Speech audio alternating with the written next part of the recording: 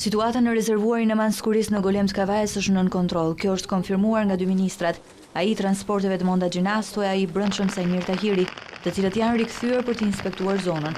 Pas disa ditë përpjekjesh, tashmë është arritur të zhbllokohet uji lëshuesi i rezervuarit, bllokimi i të cilit nuk mundson të mbajtjen e nivelit të ujit në parametra normal.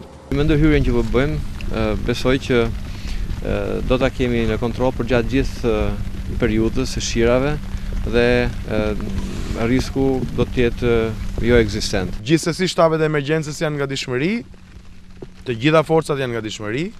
Prioriteti është shmangja në maksimum e çdo pasoje, cila do qoftë ajo. Në ndihmë të grupeve të emergjencës prej disa ditësh ka ardhur edhe një grup i Forcës së Sigurisë së Kosovës, i cili po mbikëqyr sasinë e ujit që hyn e del në rezervuar.